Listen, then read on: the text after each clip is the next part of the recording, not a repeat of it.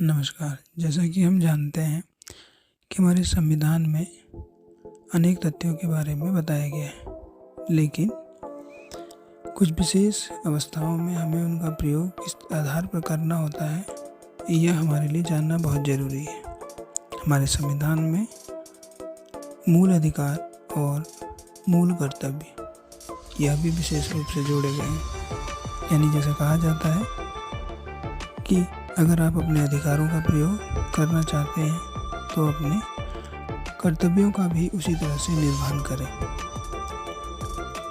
हमारे लिए मूल अधिकार जितने महत्वपूर्ण हैं, उसी तरह से मूल कर्तव्य भी हमारे लिए उतने ही जरूरी हैं। भारत के संविधान ने भाग 3 में बहुत से मूल अधिकार समाविष्ट किए हैं। जैसा कि हमें विदित है कि 24/4/1973 केशवानंद भारती के निर्णय की तारीख के पश्चात उस पर इस आधार पर संविधान की आधारभूत संरचना की क्षति पहुंच रही है आज भी। संविधान के भाग 3 में प्रगणित मूल अधिकारों की सूची निषेधकारी है। अमेरिकी संविधान नवा संशोधन अभिव्यक्त रूप से यह कहता है कि अधिकार विलेख में कुछ अधिकारों के प्रकरण का यह अर्थवर्णन किया गया है जिससे जनता द्वारा विधारित अन्य अधिकार कम हो गए हैं या जनता को उनसे वंचित कर दिया गया। यह असंक्रमणीय नैसर्गिक अधिकार सिद्धांत पर आधारित है जो स्वतंत्र समाज में व्यक्ति से छीने नहीं जा सकते हैं। भाग 3 में मूल अधिकारों की सूची विशेषकारी होती है। इस तरीके से हम मौलिक अधिकारों को जिस तरह से बचाए रखते हैं, उसी तरीके से लोकतांत्रिक व्यवस्था और किसी भी संविधान के लिए बेहतर तरीके से मौलिक कर्तव्यों की भी उस लोकतांत्रिक समाज को उतनी ही आवश्यकता होती है जितनी कि मौलिक अधिकार। भारतीय संविधान में मौलिक कर्तव्य सरदार स्वर्ण सिंह समिति की अनुशंसा पर संविधान के 42वें संशोधन सन 1976 के द्वारा मौलिक कर्तव्य को संविधान में जोड़ा गया। इसे रूस के संविधान से लिया गया है। मौलिक कर्तव्य चौथे 42वें संशोधन अधिनियम 1976 द्वारा एक प्रतितुलक प्रविष्टि की गई है, अर्थात अनुच्छेद 51 क में उल्लेखित मूल कर्तव्य यह कर्तव्य न्यायालय द्वारा परिवर्तनीय नहीं है और इनका उल्लंघन दंडनीय भी नहीं है। फिर भी यह न्यायालय जिसके समक्ष मूल अधिकार का प्रवर्तन किया जा रहा है, संविधान के सभी भागों को पढ़ेगा और वो ऐसे व्यक्ति की प्रेरणा पर मूल अधिकार का परिवर्तन करने से इनकार कर देगा जिसने अनुच्छेद 51 क में सुनिर्दिष्ट कर्तव्यों में से किसी का स्पष्ट उल्लंघन किया है। यदि ऐसा है तो मूल संविधान में मूल अधिकारों पर जो बल दिया गया था अब वह न्यूनतम हो गया है। मूल कर्तव्य संविधान में 10 हैं। बाद में एक और संशोधन करने के बाद एक और जोड़ा गया तो टोटल 11 मूल कर्तव्य हैं। ये अनुच्छेद 51 क में अंतर्विष्ट हैं। भाग 4 क जो 42वें संशोधन अधिनियम 1976 द्वारा अंतः स्थापित किया गया है। इस अनुच्छेद के अधीन भारत के प्रत्येक नागरिक का यह कर्तव्य होगा कि वह नंबर 1 पहला कर्तव्य संविधान का पालन करे और उसके आदर्शों, संस्थाओं, राष्ट्रध्वज और राष्ट्रगान का आदर करे। पहले कर्तव्य के अंदर संविधान जो हमारा भारत का बना हुआ है उसका पालन करना तथा उसमें निर्दिष्ट आदर्शों को और हमारी राष्ट्रीय संस्थाओं को, हमारे राष्ट्रीय ध्वज को और राष्ट्रीय गान को आदर पूर्वक पूर्ण सम्मान देगा, जिससे हमारे संविधान के पालन में आसानी उत्पन्न होगी। मूल कर्तव्य 2 स्वतंत्रता के लिए हमारे राष्ट्रीय आंदोलन को प्रेरित करने वाले उच्च आदर्शों को हृदय में संजोए रखें और उनका पालन करें। अर्थात हमारे राष्ट्रीय आंदोलन के लिए जो प्रेरणाएं और जो उच्च आदर्श थे उन्हें हमें समझना है, जानना है, खोजना है और अपने हृदय में संजो कर रखना है तथा उन्हें पालन करते हुए अपने राष्ट्र को उच्च दिशा की ओर ले जाना है। मूल कर्तव्य नंबर 3, भारत की प्रभुता, एकता और अखंडता की रक्षा करें और उसे अक्षुण्ण रखें।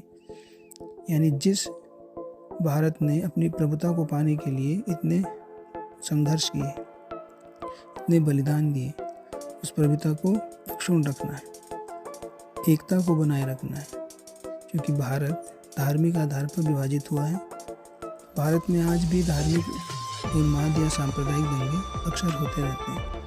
तो उस परिस्थिति में भी हमें अपनी एकता को नहीं छोड़ना है और भारत की क्षेत्रीय अखंडता या किसी भी प्रकार की जो भारत के लिए क्षति पहुंचाने का काम करती है, ऐसी किसी प्रकार की व्यवस्थाओं से भारतीय अखंडता की रक्षा करनी है तथा उसे अक्षुण्ण बनाए रखना है। नंबर 4, देश की रक्षा करें। किसी भी तरीके से अपने देश की आई हुई विपदा में पूरे समस्त देशवासी एक साथ मिलकर अपने देश की तन मन धन से रक्षा करें।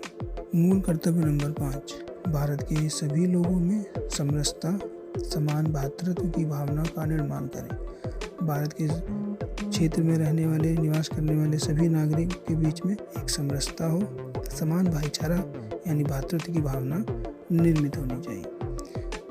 मूल कर्तव्य नंबर 6, हमारी सामाजिक संस्कृति की गौरवशाली परंपरा का महत्व समझें और उसका परिरक्षण करें। यानी जो हमारी सामरिक संस्कृति की गौरवशाली परंपराएं हैं, जो आदिकाल से चली आ रही हैं, तथा उसका कुछ समझने की आवश्यकता है और उसको बढ़ाने की और उसकी रक्षा करने की भी आवश्यकता है। मूल कर्तव्य नंबर 7, प्राकृतिक पर्यावरण की रक्षा और उसका संवर्धन करें। यह हम सभी नागरिकों का पूर्ण कर्तव्य है कि अपने प्राकृतिक पर्यावरण की पूरी शिद्दत के साथ रक्षा करनी है और उसकी संवर्धन करने में भी प्रशासन का सहयोग देते हुए स्वयं से भी उसका संवर्धन भी करना है। मूल कर्तव्य नंबर 8, वैज्ञानिक दृष्टिकोण और ज्ञानार्जन की भावना का विकास करें। किसी भी समाज के लिए वैज्ञानिक दृष्टिकोण अपने निरंतर हुए विकास क्रम को बढ़ावा देने के लिए अति आवश्यक है और ज्ञानार्जन की भावना का विकास होना भी उतना ही परम आवश्यक है किसी समाज के सुदृढ़ बनने के लिए, विकसित होने के लिए। इसका एक उदाहरण हम देखते हैं तो इजराइल की राष्ट्रीय एकता और उसके वैज्ञानिक दृष्टिकोण और ज्ञानार्जन की भावना की तरफ हम देख सकते हैं।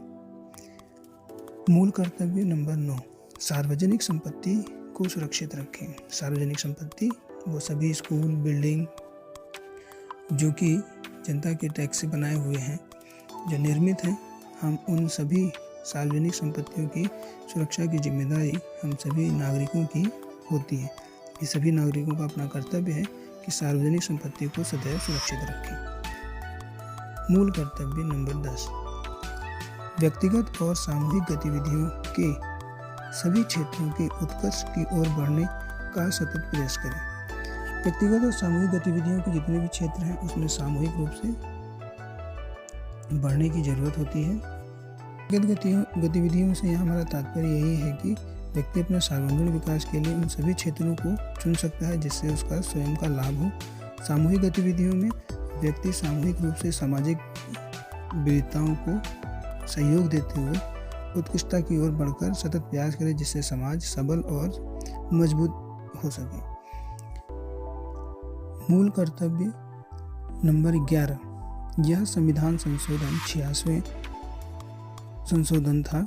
सन 2002 में धारा 4 के द्वारा यह अंतः स्थापित किया गया था। इस मूल कर्तव्य के अंतर्गत 6 वर्ष की आयु से 14 वर्ष की आयु तक के बच्चों या प्रतिपालियों या अभिभावकों के माता पिता या संरक्षक जैसा भी मामला हो, उन्हें शिक्षा का अवसर प्रदान करना। यानी कहने का मतलब है कि चाहे वो अभिभावक हों, चाहे वो माता पिता हों, इन सभी का एक दायित्व है, एक कर्तव्य है जो समाज के लिए बहुत ज़रूरी है, राष्ट्र के लिए, इसके विकास के लिए ज़रूरी है कि सभी उसके अभिभावक और माता पिता अपने बच्चों को शिक्षा प्रदान करने का अवसर सुनिश्चित करें जिससे राष्ट्र सबल और मजबूत होगा। भारतीय संविधान में इस तरीके से हमारे पास सभी चीज़ें निहित हैं, जो एक नागरिक होने के नाते हमारा एक मौलिक कर्तव्य भी बनता है, जिसका हमें पालन करना सुनिश्चित करना चाहिए और सभी नागरिकों को इसके प्रति जागरूक भी होना चाहिए।